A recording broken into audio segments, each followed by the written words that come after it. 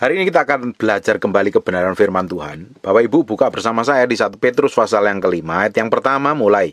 Aku menasihatkan para penatua di antara kamu, aku sebagai teman penatua dan saksi penderitaan Kristus, yang juga akan mendapat bagian dalam kemuliaan yang akan dinyatakan kelak. Gembalakanlah kawanan domba yang ada padamu, jangan dengan paksa, tetapi dengan sukarela, sesuai dengan kehendak Allah. Dan jangan mau mencari keuntungan, tetapi dengan pengabdian diri. Bapak Ibu, hari ini kita mesti jaga kemurnian hati kita. Kalau Bapak Ibu dipercayakan sebagai gembala, pendeta, hamba Tuhan, penginjil, atau apapun juga, atau mungkin orang yang mentorin orang, memuridkan orang, melayani orang, mengonselingin orang, atau apapun yang dipercayakan dalam kehidupan kita harus belajar melayani dengan kemurnian hati, bukan karena ingin dipuji, mencari keuntungan, untuk diberkati, untuk didapat pujian, dapat duit, dapat persembahan, dapat uang, dapat keuntungan. Tetapi kita belajar melayani mengabdikan diri untuk melayani Tuhan. Karena kalau kita ini sudah dipulihkan Tuhan, kita sudah ngalami Tuhan, tentunya kita akan dipakai Tuhan untuk memulihkan yang lain. Dan waktu Tuhan percayakan pelayanan, harusnya pelayanan kita itu murni. Jangan karena ada embel-embelnya. Kita harus belajar menjadi berkat bagi banyak orang dengan ketulusan. Jangan apa-apa itu diukur dengan duit, apa-apa diukur dengan persembahan. Nanti kalau apa-apa kita nilai dengan uang, kemurnian di dalam hati kita ini tidak ada. Karena Tuhan panggil kita untuk menjadi berkat. Kalau Tuhan panggil kita menjadi berkat, pasti Tuhan yang memberkatin kita. Jangan pernah mengharap kepada orang lain. Justru kita belajar menabur. Justru kita belajar memberkati. Jangan mengharap persembahan ketika kita pelayanan. Ketika kita mengkonselingin orang, mendoakan orang, atau dipakai untuk apapun juga. Memuridkan mungkin. Menggembalakan mungkin. Jangan dengan motivasi hati yang jahat. Motivasi yang tidak kudus, motivasi yang hanya sumbernya pada keuntungan diri sendiri. Kita harus belajar menjadi berkat bagi banyak orang. Kalau kita ini sudah dipanggil Tuhan, sudah diberkatin Tuhan, tentunya Tuhan sudah jagain, Tuhan proteksi, Tuhan cukupi semua kebutuhan kita, ya kita harus berbagi berkat. Hari ini kalau ada beberapa orang yang masih problem dan bermasalah, ya kamu sungguh-sungguh cari Tuhan.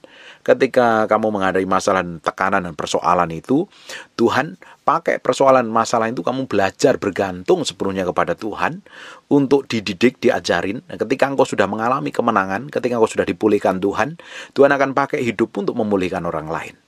Nikmatin saja semua persoalan yang terjadi hari ini.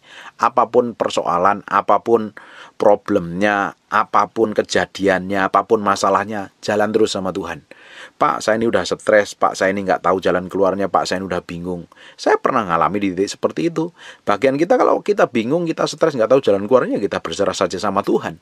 Kita tahu bahwa Tuhan akan memberkatin kita. Tuhan tidak hanya sekedar memberkatin, Tuhan akan pakai kita menjadi berkat bagi banyak orang. Tentunya sebelum kita menjadi berkat bagi banyak orang, Tuhan akan proses kita, Tuhan siapkan kita, Tuhan murnikan kita, Tuhan bersihkan kita, Tuhan ajarin kita untuk hidup dalam kebenaran yang sejati dan bergantung sepenuhnya kepada Tuhan. Saya berdoa Bapak Ibu, apapun yang kau alami hari ini, sebenarnya Tuhan sedang mempersiapkan hidupmu ke depan untuk jadi berkat bagi banyak orang. Masalahmu hari ini tuh hanya persiapan saja menuju sesuatu yang lebih besar ke depannya. Hari ini saya melihat banyak sekali orang datang konseling sama saya. Mereka menghadapi masalah-masalah yang besar, masalah-masalah yang rumit, masalah-masalah yang susah untuk diselesaikan. Tapi kita ini punya Tuhan. Kita ini melayani Tuhan. Kita ini memiliki Tuhan, pencipta langit dan bumi. Tuhan yang kita sembah, Tuhan yang kita layani itu mengerti. Kita memiliki imam besar yang pernah mengalami penderitaan. Dia ngerti kekurangan kita, dia ngerti kekelemahan kita, ngerti masalah kita. Dia tahu persis loh masalah kita itu seperti apa, problem kita, mumetnya kita, ruwetnya hidup kita. Apapun yang kita alami, dia tahu persis. Kalau dia tahu persis, dia tidak akan biarkan kita keleleran, hancur, dan babak belur tentunya. Wong sebelum kita kenal Tuhan saja, dia rela mati buat kita. Apalagi kalau hari ini kita mencari Tuhan dengan sungguh-sungguh. Kita mencintai Tuhan, kita mengasihi Tuhan, kita hidup benar di hadapan Tuhan. Tidak mungkin Tuhan biarkan. Ketika Tuhan bawa hari ini dalam proses-proses yang gak enak, masalah yang enak, dan kita bisa melewatinya, suatu hari kita akan dipromosi Tuhan, dipakai Tuhan, diberkatin Tuhan. Bahkan kita dipakai untuk memberkatin orang lain. Ketika kita dipakai untuk memberkati orang lain, menjadi berkat buat orang lain, kita harus memiliki tetap kemurnian hati. Ketika kita melayani Tuhan, kita juga harus tetap memiliki kemurnian hati. Jangan sampai kita mengambil keuntungan diri sendiri. Jadi hamba Tuhan itu jangan fokusnya pada diri sendiri terus. Fokusnya untungku apa? Aku dapat berkat enggak? Aku dapat duit enggak? Aku dapat persembahan. Kita harus belajar memiliki kemurnian hati. Karena pelayanan kita ini harusnya melayani dengan tulus karena kita ini mengasihi Tuhan. Kita mengasihi Tuhan. Bapak Ibu, Petrus ngomong seperti ini karena dia pernah ditantang Tuhan. Di Yohanes pasal yang ke-21, ayat 15-17 ini. Sesudah sarapan, Yesus berkata kepada Simon Petrus, Simon, anak Yohanes, apakah engkau mengasihi aku lebih dari mereka ini? Jawab Petrus kepadanya, benar Tuhan, aku tahu bahwa engkau mengasihi aku. Kata Yesus kepadanya, gembalakanlah domba-dombaku. Sampai 3 kali diulang pertanyaan tersebut. Disuruh ngurusin, disuruh memberi makan. Bukan malah kita gundulin. Di dalam bahasa Indonesia, pelihara, rawat, beri makan. Nah, kita sekarang banyak sekali hamba Tuhan. Ketika dipercayakan gereja besar, jemaatnya besar, lupa daratan, lupa lautan. Hanya yang dikejar hanya persembahan, buah sulung, atau persembahan yang aneka macam warna, hanya kepentingannya untuk duit dompetnya sendiri. Bapak Ibu, kita harus kasih makan mereka. Hamba Tuhan yang benar itu bukan hanya sekedar ngotbahin, bukan hanya sekedar minta persembahan. Harusnya hamba Tuhan yang benar itu juga memberi makan kepada orang jemaat-jemaat yang susah dan kekurangan. Tapi kalau hari ini banyak gereja bikin di kota besar, karena di kota besar itu ada duitnya, tapi di pedalaman-pedalaman, di kampung-kampung kecil tidak. Motivasinya sebenarnya untuk uang aja. Kalau buka gereja yang di kota-kota besar, di kota-kota kecil tidak mau buka, intinya hanya duit. Ada income saja. Yang dikejar itu pemasukan. Kalau gereja itu sudah dibikin seperti perusahaan, dengan caranya dunia, kita itu bawa sistem dunia, sistemnya Babel ke gereja. Itu udah jahat di mata Tuhan. Kalau orang Babel, sistem Babel itu dunia dibawa ke dalam sistemnya gereja Tuhan. Pola pikirnya orang dunia, caranya orang dunia mengelola, dipakai di dalam gereja Tuhan. Dunia ya bikin franchise, tujuannya untuk uang dan keuntungan. Tapi kalau gereja buka gerejanya tujuannya sekedar itu tidak ada ketulusan, tidak ada kemurnian. Itu tidak ada ketulusan, itu tidak ada kemurnian di dalam hatinya. Nah, itu yang perlu dimurnikan. Supaya kita ini melayani Tuhan dengan ketulusan. Fokusnya melayanan kita itu hanya untuk Tuhan. Kita harus belajar memurnikan hati kita ini masing-masing. Saya sebagai hamba Tuhan terus setiap hari minta Roh Kudus sucikan, Roh Kudus murnikan. Jangan sampai hati saya ini melintir dengan uang, dengan persembahan, dengan berkat yang ada. Kita dapat pewahyuan itu datangnya free dari surga sendiri, dapat pewahyuan, dapat hikmat dan pengertian. Tapi kita ini sekadang hamba Tuhan, kalau udah diundang khotbah aja udah mengharapkan persembahan. Padahal kita dapat bahan khotbahnya gratis dari surga. Jadi jangan sampai kita mematok harga itu ya. Mendingan kamu nih jadi tukang sulap atau tukang apalah yang dapat benar-benar bisa patok harga. Kita hamba Tuhan nggak bisa seperti itu. Kita ini melayani dengan tulus. Karena kenapa kok kita melayani jadi hamba Tuhan? Karena kita mencintai Tuhan. Karena kita benar-benar mengasihi Tuhan. Kita dedikasikan hidup kita sepenuhnya untuk melayani Tuhan. Makanya ini penting sekali nih, belajar terus memurnikan hati. Jangan hanya sekedar mencari keuntungan. Kalau dipercayakan pelayanan, dipercayakan orang untuk dilayani, percayakan gereja, percayakan menggembalakan. Jangan sekedar ambil keuntungan. Belajar memiliki kemurnian hati. Itu banyak hamba-hamba Tuhan yang di desa-desa pelayanan dari nol, setia itu mereka kadang benar-benar mendedikasikan sepenuhnya hidupnya untuk Tuhan. Itu lebih salut daripada hamba-hamba Tuhan kota hari ini.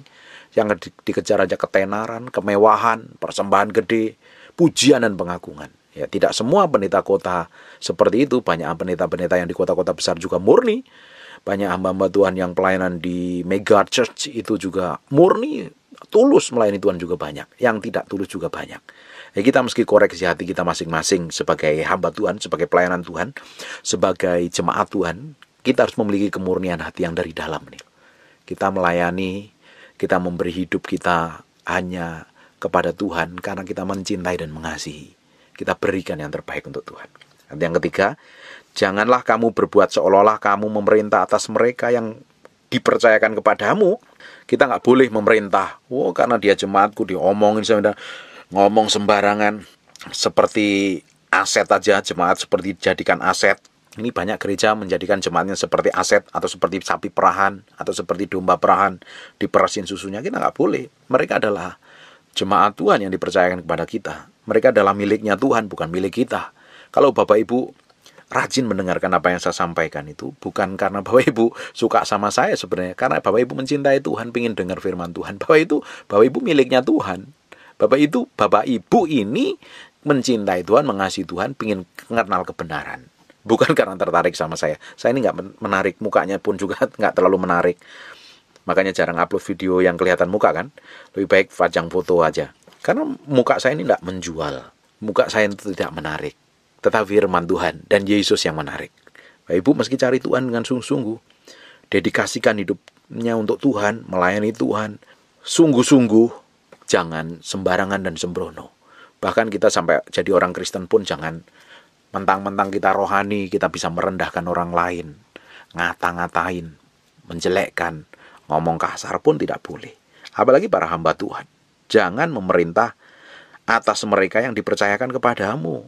Mereka ini adalah miliknya Tuhan. Kita mesti hormatin, kita mesti hargain, kita rawat Tuhan.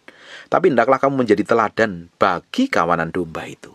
Tapi kalau hamba Tuhan itu memiliki kemurnian hati ya, hidupnya, perkataan, perbuatannya mencerminkan kemurnian yang datangnya dari Tuhan, ya, karakternya Yesus Kristus Tuhan, ya otomatis jemaat-jemaat itu hormat dan respek.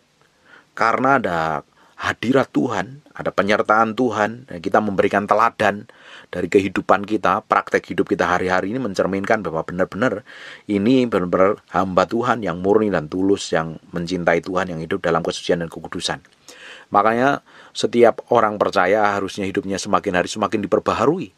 Seperti Bapak Ibu dengerin apa yang saya sampaikan hari ini, tanpa Bapak Ibu sadari, Bapak Ibu sedang memperbaharui pola pikirmu, cara pandangmu. Ketika pola pikirmu diperbaharui, cara pandangmu diperbaharui, otomatis karaktermu berubah, semakin diperbaharui menjadi serupa segambar dengan Tuhan, ngikutin kebenaran firman Tuhan. Ujungnya apa? Hidup menjadi teladan, jadi contoh, jadi inspirasi bagi banyak orang. Benar, orang ini loh, kelakuannya, karakternya, sifat dan perbuatan itu mencerminkan kemuliaan Tuhan.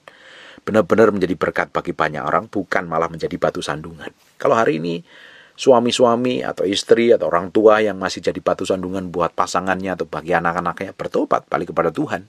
Sungguh-sungguh balik kepada Tuhan, supaya hidup kita menjadi berkat bagi pasangan hidup kita, bagi anak kita, bagi mertua kita, bagi orang tua kita, bagi saudara-saudara kita, bahkan bagi banyak orang.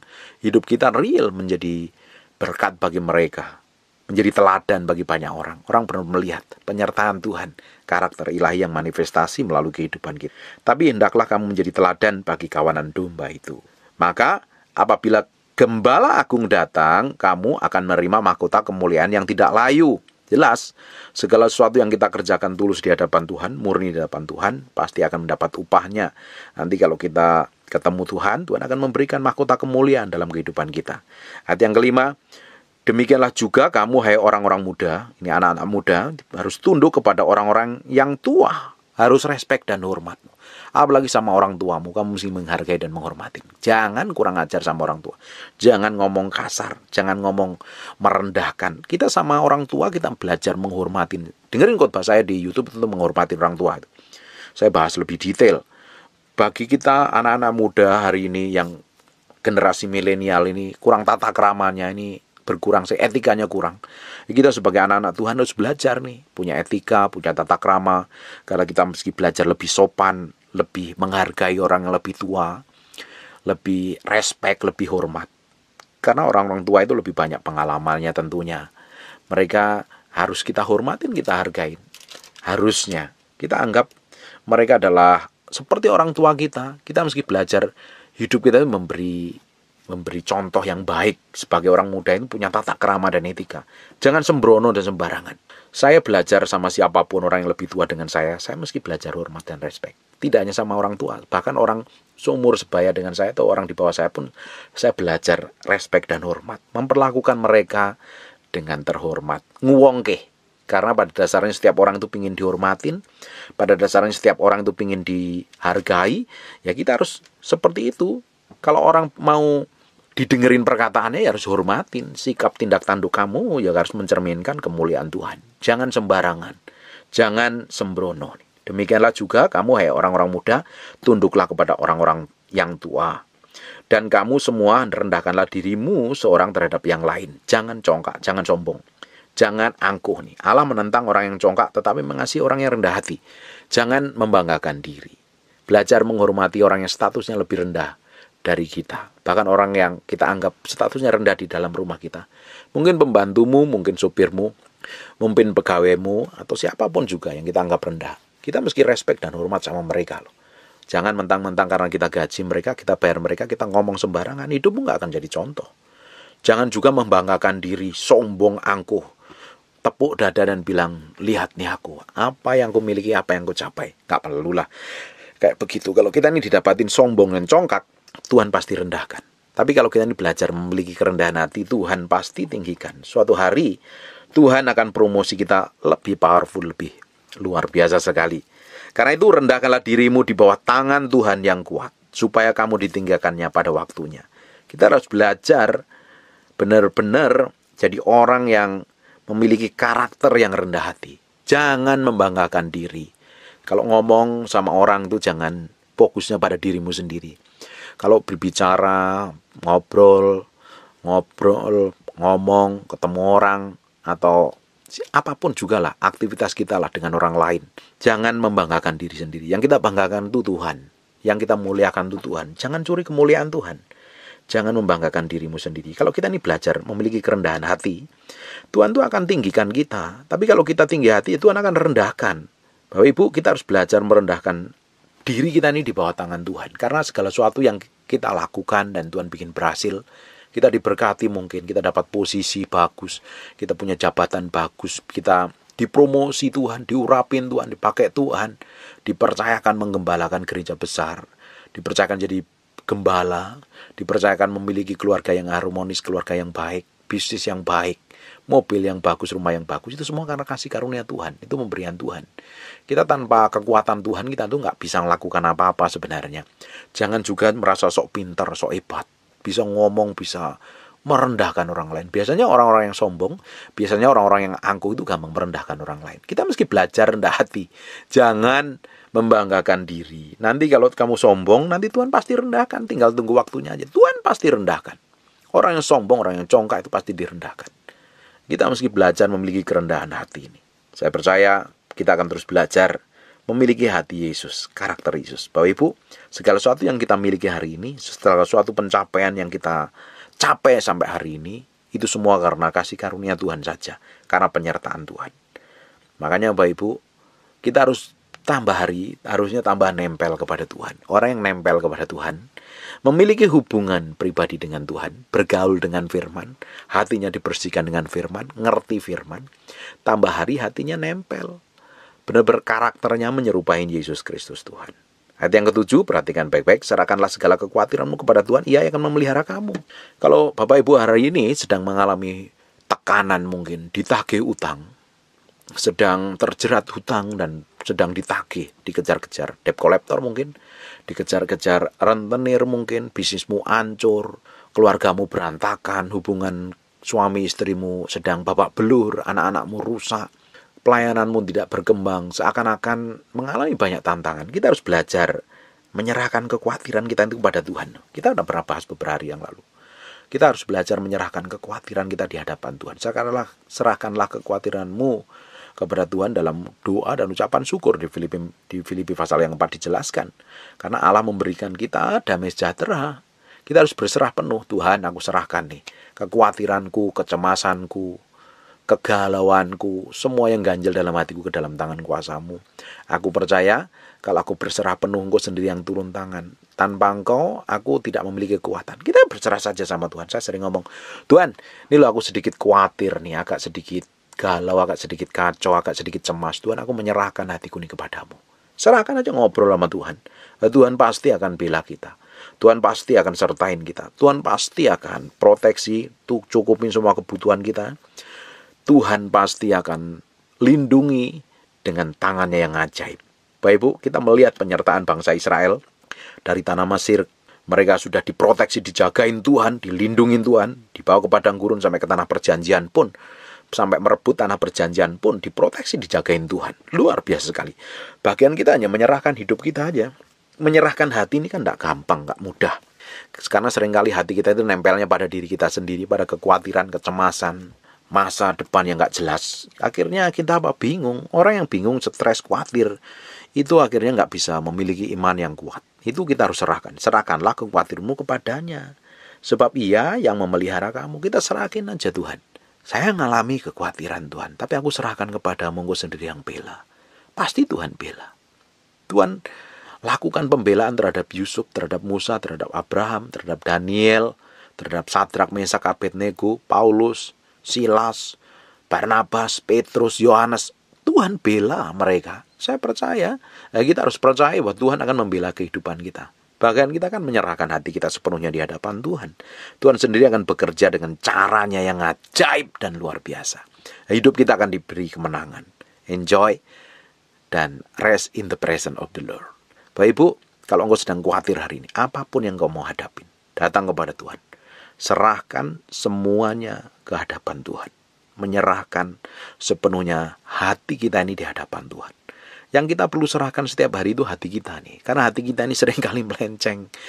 Bukan dikuasain Roh Kudus, malah dikuasain jiwa kita, dikuasain pikiran kita, dikuasain kemauan kita, dikuasain kehendak kita, dikuasain kekhawatiran kita, dikuasain kecemasan kita, dikuasain dengan hal yang buruk dan jelek. Nah, kita harus menyerahkan sepenuhnya di hadapan Tuhan. Kita jadikan korban setiap hari. Setiap bangun pagi kita nyembah Tuhan, kita serahkan hati kita di hadapan Tuhan. Jadi korban yang berkenan di hadapan Tuhan. Kita serahkan pikiran kita, kita serahkan kemauan kita, kita serahkan kehendak kita, kita serahkan seluruh jiwa kita. Roh, jiwa, dan tubuh kita ini kita serahkan di hadapan Tuhan, jadi korban yang berkenan di hadapan Tuhan. Saya percaya, kalau itu kita lakukan setiap hari, Tuhan akan memelihara kita. Tuhan akan memproteksi kita, Tuhan akan menjagain kita, bahkan Tuhan akan melakukan hal besar dan ajaib dalam kehidupan kita. Ayat yang 8, sadarlah dan berjaga-jagalah, lawanmu iblis itu berkeliling sama seperti singa yang mengaum-ngaum mencari orang yang dapat ditelannya. Hari ini musuh kita itu bukan darah dan daging, kata kitab Efesus, tetapi roh-roh jahat di udara. Dan iblis sampai hari ini dia mengembara, dia berjalan berkeliling, dia mencari orang yang bisa ditelannya. Makanya dia sering kali mengaum dengan apa? Ketakutan, mungkin dengan nilai jumlah tagihan utangmu yang gede. Mungkin dia mengaum dengan surat gugatan cerai dari pasanganmu, surat billing, tagihan, surat rekening listrik yang belum dibayar, tagihan sekolah anak-anak yang harus perlu dibayar. Banyak hal. Dia bisa mengaum dengan banyak hal. Tapi kita mesti sadar dan kita mesti berjaga-jaga. Kita harus berjalan menyerahkan sepenuhnya kepada Tuhan. Makanya di ayat sebelumnya kan, serahkanlah segala kekhawatiranmu kepadanya sebab Ia memelihara kamu. Tuhan itu akan pelihara kita. Dan kita mesti sadar dan berjaga-jaga bahwa kita memiliki lawan hari ini. Karena kehidupan kekristenan itu adalah peperangan setiap hari. Lawannya adalah iblis dan roh-roh jahat di udara. Nah, kita mesti tahu persis ini. Dia bisa menjerat kita dengan begitu rupa, dengan tipu dayanya, karena dia berkeliling mengaum-ngaum mencari orang yang dapat ditelannya. Orang yang dapat ditelannya apa? Yang dikuasain oleh pikiran buruk, pikiran jelek, bukan menaruhnya pada pusat kehendak Tuhan. Saya percaya, kalau orang-orang ini hidup ngerti kebenaran firman Tuhan, berjalan dalam kebenaran Tuhan, makanya ayat 9 ngomong begini, lawanlah dia dengan iman yang teguh. Kita harus belajar melawan dengan iman yang teguh. Iman timbul dari pendengaran akan firman Kristus. Firman rema yang disampaikan. Bapak Ibu mungkin baca Alkitab sendiri, mungkin Bapak Ibu dengerin apa yang saya sampaikan ini. Tiba-tiba Tuhan berbicara lewat apa yang saya sampaikan dalam hatimu. Itu menjadi rema.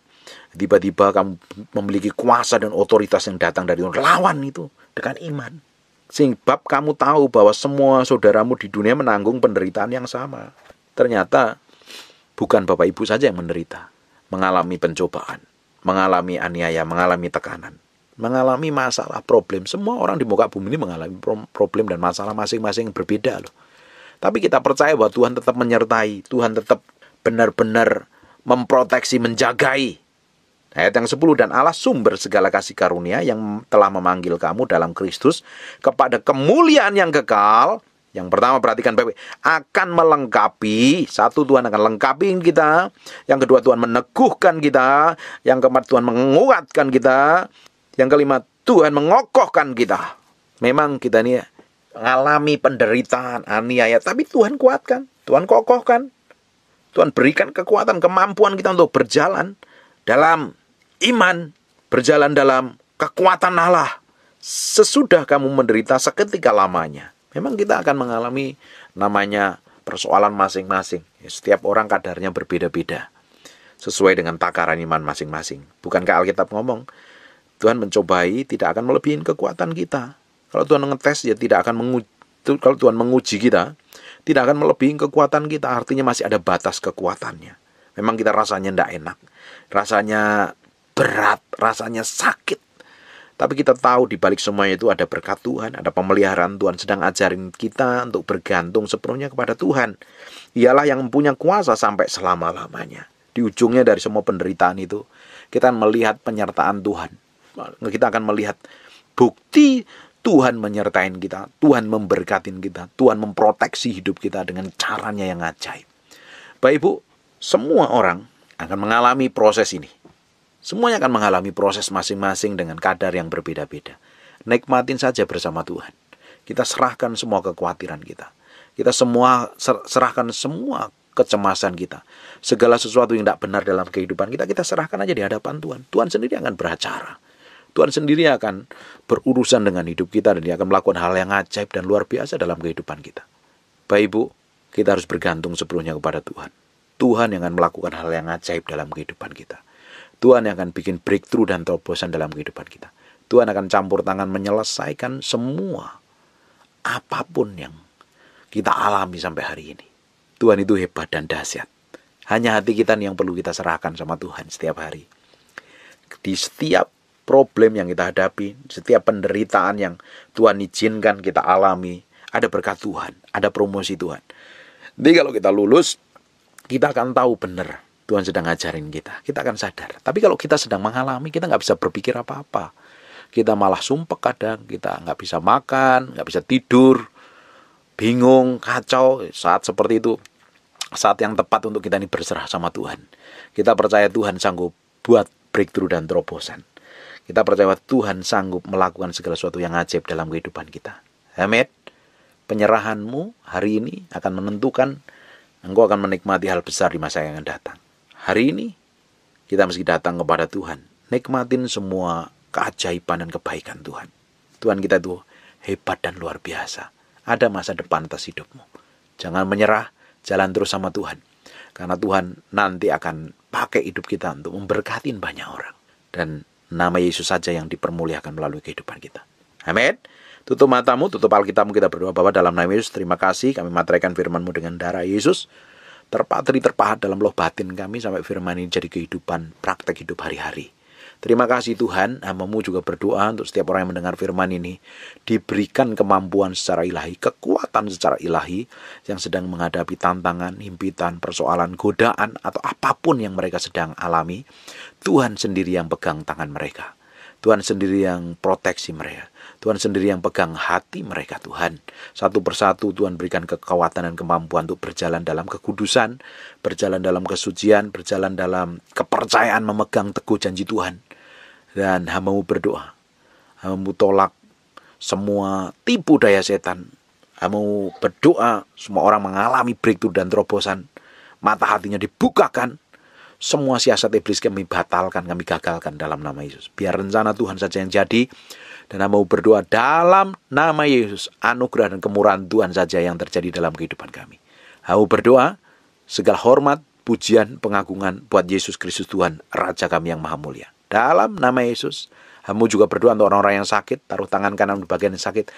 Hamba-Mu berdoa untuk setiap orang yang mengalami kelemahan tubuh, sakit penyakit, hamba-Mu berdoa oleh bilur Yesus, oleh darah Yesus, jadilah engkau tahir, jadilah engkau sembuh. Mulai hari ini, Tuhan jamah hidupmu. Kami kembalikan segalanya untuk Yesus Kristus Tuhan. Bagimu hormat, pujian, pengagungan, dan kemuliaan untuk selama-lamanya. Dalam nama Yesus kami berdoa dan mengucap syukur. Haleluya. Amin. And God bless you.